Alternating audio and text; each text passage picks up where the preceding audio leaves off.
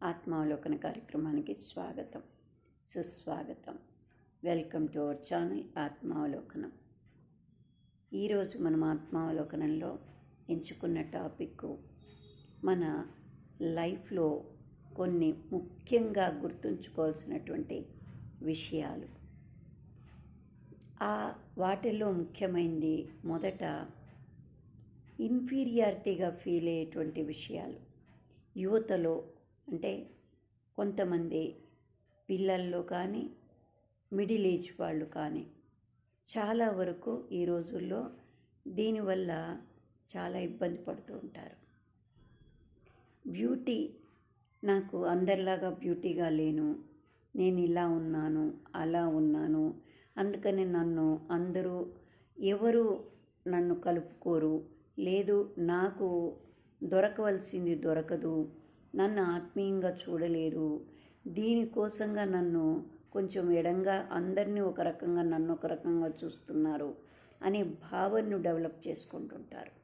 అది అందం కావచ్చు, చదువు కావచ్చు, ఆర్థికంగా కావచ్చు, ఏ విషయంలో అయినా తనకు తగ్గిన దాన్ని ఎక్కువగా హైలైట్ చేసుకొని ఉన్నదాన్ని పక్కన పెట్టుకొని దాన్ని గుర్తించకుండా ఉన్నదాన్ని ఉపయోగించుకోకుండా ఏది లేదో దానిమే కొరవగా తీసుకొని ఇన్ఫీరియారిటీగా బిహేవ్ చేస్తూ ఉంటారు. వాళ్ళు డిప్రెస్ అవుతూ ఉంటారు. నన్ను ఇందుకోసమే నాకు ఇది కుదరటం లేదు, ఎవరు నన్ను కలుపుకోవట్లేదు, లేదు నాకు నేను ఇలా ఉంటే నాకు ఎవరు సంబంధాలు జరుగుతాయి, లేదు నాకు చదువులో నేను ఇట్లా అందరితో కలవలేకపోతున్నాను, ఇట్లా ప్రతి దాంట్లో అలాంటి భావనను డెవలప్ చేసుకుంటుంటారు. కానీ అందమైన చదువు అయినా ఏదైనా క్యారెక్టర్ ముందు అన్నీ తక్కువే అవుతాయి. వీటన్నిటినీ డామినేట్ చేస్తూ క్యారెక్టర్ అనేది మంచిది ఉన్నప్పుడు వీటిని మనం మలుచుకోవడానికి, మనల్ని అర్థం చేసుకోవడానికి కొంత టైం పట్టొచ్చేమో, కానీ అది ఎప్పుడూ నలుగురిలో మంచినే నిలబెడుతుంది, మనల్ని గుర్తించే వాళ్ళని మనకి ఇస్తుంది తప్పకుండా. అందుకని మనం మన ప్రయాణంలో ఏది ఉందో దాన్ని ముందు గుర్తించుకోవడం తెలుసుకోవాలి. లేని దానికోసం కొరవడుతూ ఉన్నదాన్ని పోగొట్టుకోవడం అనేది అంత శ్రేయస్కరం కాదు. డిప్రెస్ అవ్వడం అంతకన్నా తప్పు. అందరూ ఒకేలాగా ఎప్పుడూ ఉండరు. కాబట్టి మనకున్నది ఇంకొకరికి ఉండకపోవచ్చు, మనకున్న ప్లస్ ఇంకొకరికి మైనస్ కావచ్చు, వాళ్ళ మైనస్ మనకు ప్లస్ కావచ్చు, కొన్ని తేడాలు ఉండొచ్చు. కానీ మంచి అనేది ఉన్నప్పుడు తప్పకుండా అది కొద్దిగా లేట్ కావచ్చేమో, కానీ ఎలివేట్ అవ్వడం అనేది తప్పకుండా జరుగుతుంది. ఎవ్వరూ కూడా దాన్ని తక్కువగా తీసుకోకూడదు. అంగవైకల్యం ఉన్నవాళ్ళు కూడా దాన్ని డామినేట్ చేస్తూ ఈ రోజుల్లో ఏదో ఒక కళతో ఎలివేట్ అవుతున్నారు. వాళ్ళకున్న కళను 10 మందికి ఇది చేసి స్టన్ అయ్యేట్టు చేస్తున్నారు. ఎందుకంటే వాళ్ళకున్న ఆ కళను 10 మంది ఆకర్షించారే, వీళ్ళలో ఇంత టాలెంట్ ఉందా అని గుర్తించేట్టు చేస్తున్నారు. అలాంటిది అన్నీ ఉన్న మనము ఒక్కటేదో మనకు తగ్గింది అని దాంతో బాధపడుతూ మనకి ఇంకా ఏమీ లేనట్టు, కోల్పోయినట్టు ఫీల్ అవ్వడం అనేది చాలా పొరపాటు. అందుకని ఎవరైనా కూడా ముందు లేని దానికోసం ఎంపర్లాడి బాధపడి డిప్రెస్ అయ్యి అది ఏదో లేదు అనుకునే దానికన్నా ఉన్నదాన్ని మనం ఎలా షైన్ అవ్వాలి, ఎలా మంచిగా ఉండాలి అనేది మన ఒరిజినాలిటీని మనము ఉంటేనే అది ఎప్పటికైనా మనకు స్థిరంగా ఉంటుంది, మనసును కలత చెందించదు, మన అభివృద్ధికి కూడా కారణమవుతూ ఉంటుంది. అందుకని అది అందరూ గుర్తుపెట్టుకోవాల్సిన విషయం. ఇక రెండవది, పెద్దవాళ్ళు అయిపోయారు, వాళ్ళతో మనకేంటి, ఈ రోజుల్లో ఎక్కువగా జరుగుతోంది. పెద్దవాళ్ళు వయసు అయిపోయారు అనేది ఒక జనరేషన్తో ఆగిపోతుందా? ఆగిపోదు కదా. ఎవ్రీ జనరేషన్ మారే కొద్దీ ఇంకొకరు వస్తుంటారు, ఇంకొకరు పెద్దవాళ్ళు అవుతూ ఉంటారు. అది మస్ట్ అండ్ షుడ్ అన్నమాట. ఖచ్చితంగా అవుతారు.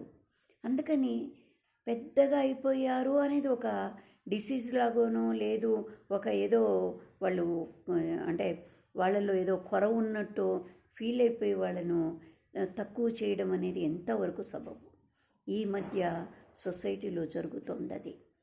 అంటే ఈరోజు వాళ్ళు, రేపు ఇంకొకరు, తర్వాత ఇంకొకరు. అది ఎందుకు మనం గుర్తుంచుకోలేకపోతున్నాం? పెద్దవాళ్ళు అయ్యారు అంటే వాళ్ళు అనుభవంలో పెద్దవాళ్ళు అయ్యారు. వయస్సు అనేది అందరికీ వస్తుంది. అందుకని అందరూ ఆ వయసుతో పాటు కొట్టుకుంటూ ఆ స్థాయికి రావాల్సిన వాళ్ళే, అనుభవం చెందాల్సిన వాళ్ళే. కాబట్టి వయస్సును గౌరవించండి, అభిమానించండి. ఎందుకంటే అది ఏ ఒక్కరితో ఆగిపోదు అనేది గుర్తుంచుకోవాలి. అందుకని పెద్దవాళ్లను అగౌరవపరచడం తగ్గించుకోవాలి. అది తగ్గించుకున్నప్పుడు సొసైటీలో కొంతవరకు ఇప్పుడున్న ఈ ఈ పిచ్చి అలవాట్లు, పద్ధతులు చాలా బాధ కలిగిస్తున్నాయి. ప్రతి మనిషి ఎక్కడ విన్నా కూడా ఎంత పెద్దవాళ్ళైనా సరే వాళ్ళు ఇంకొకరిని అంటూ ఉంటారు. అది ఎంతవరకు కరెక్టు అనేది నాకు అర్థం కాలేదు. కాబట్టి అది ప్రతి ఒక్కరూ గమనించుకోవాలి. పెద్దరికం అంటే వయసనే కాదు, వాళ్ళ అనుభవం కూడా.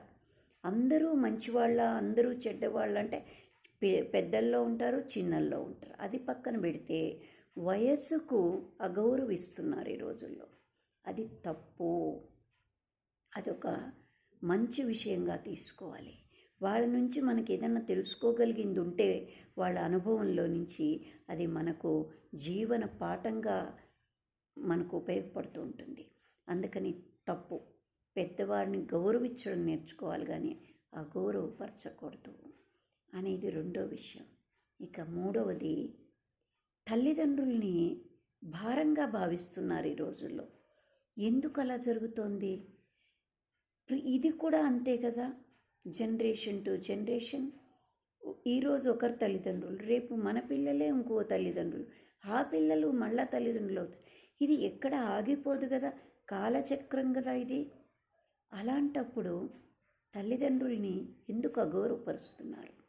వాళ్ళు ప్రాణం పెట్టి, అంటే ఎవరో కొద్దిమంది తప్పు చేసే వాళ్ళ గురించి మనం మాట్లాడుకోవట్లేదు, కానీ ఇన్ జనరల్గా పిల్లల కోసం వీళ్ళు పస్తులుండి కూడా కష్టపడి వాళ్ళ అంటే ఇష్టాలను కూడా అణుచుకొని పిల్లల కోసం కష్టపడుతూ ఉంటారు కదా.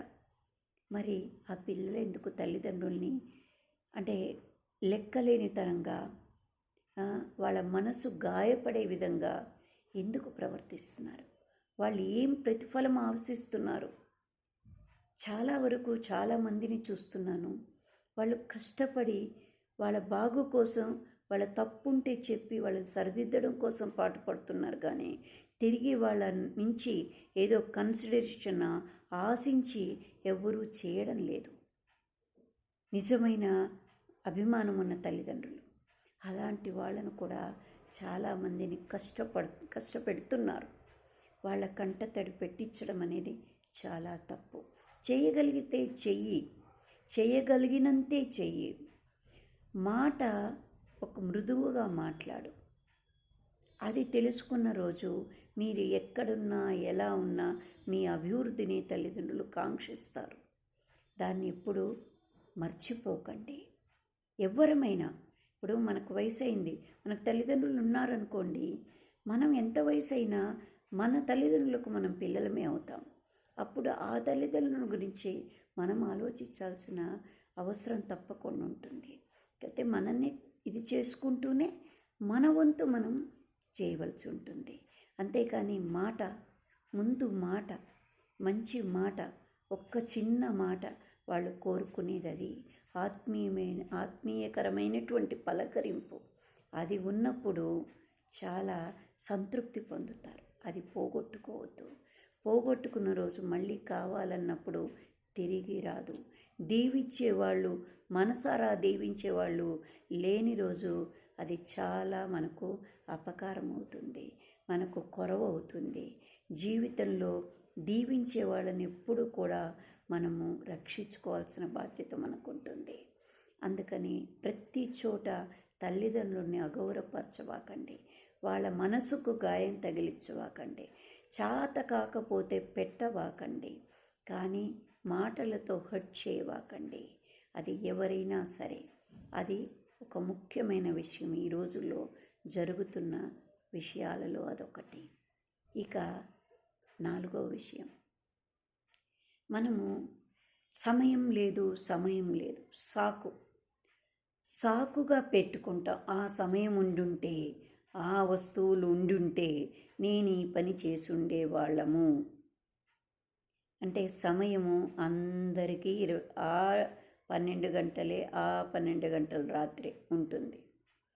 అంటే దానికి అదనంగా ఎప్పుడు రాదు కదా. కానీ ఆ సమయాన్ని మనం ఎలా సద్వినియోగపరుచుకున్నాం, ఎలా దాన్ని టైం టేబుల్తో మనం దాన్ని ఎలా ఏర్పాటు చేసుకోగలిగాం. పేపర్ మీద రాసుకోవడమే కాదు, బ్రెయిన్లో రాసుకోవాలి. నేను ఇలా అని మనకు చేతుల్లోనే ఉంటుంది. ఒక పండుగో పబ్బమో లేదు, ఏదో ఒక మంచి అంటే ఒక మంచి దినం, ఏదైనా అవసరమైన రోజు ఉంటే మనకు తెలియకుండానే మెలకువ వస్తుంది. అయ్యో పనుంది, ఈరోజు ఇది ఉంది కదా, ఈ అకేషన్ ఉంది కదా, దీనికి మనం లెయ్యాలి కదా, చీకటి తెలియకుండా వస్తుంది. మరి అదే మామూలు రోజు రమ్మన్నా రావట్లేదు. అంటే ఆ మనసులో ఆ ప్రింట్ అయినప్పుడు ఆ రోజు నిన్ను లేవగొడుతుంది నీ సబ్కాన్షియస్ మైండ్. అంటే నీలో ముద్ర వేసుకుంటే అది నీకు గమనం చేస్తూనే ఉంటుంది. అందుకని సాకుని ఎప్పుడు ఎంచుకోవద్దు. సాకు నిన్ను నష్టపెడుతుంది, కానీ నీ అభివృద్ధికి కారణం ఎప్పటికీ కాదు. ఆ వస్తువులు ఉంటేనే ఇది చేసేవాడిని, ఈ సమయము నాకు లేదు కాబట్టి చేయలేకపోయాను అని అనడం పొరపాటు. ఈ విషయాన్ని ప్రతి ఒక్కరూ గుర్తుపెట్టుకోవాలి. అది పెద్దవాళ్ళైనా, పిల్లలైనా, మధ్య వయసు వాళ్ళైనా, ఎవరైనా సరే, ఎవరి పనికి వాళ్లకు. ఇప్పుడు పెద్దవాళ్ళు అయ్యారు, దేవుడికి దండం పెట్టుకోవాలనుకుంటారు, కానీ ఇప్పుడు పెట్టుకోలేను, ఇప్పుడు టైం లేదు, ఇప్పుడు ఓపిక లేదు, ఇప్పుడు అది లేదు. ఈ మాత్రం ఓపిక ఉన్నప్పుడే నేను ఎందుకు చేసుకోకూడదు అనుకున్నప్పుడు చేయగలుగుతాం. అదే చిన్నవాళ్ళనుకో, ఈ వయసులో నేను చేయకపోతే ఎట్లా, నా అభివృద్ధికి ఆటంకం అవుతుంది అనుకోవాలి. మధ్య వాళ్ళనుకో, అవును ఈ కాళ్ళు చేయిలు నాకు దేవుడు భగవంతుడు ప్రసాదించాడు కాబట్టి నా పనికి నేనే కర్తను, కర్మను, క్రియను అని భావిస్తే మనము సమయాన్ని మన చేతుల్లో కరెక్ట్గా మెయింటైన్ చేయగలుగుతాం.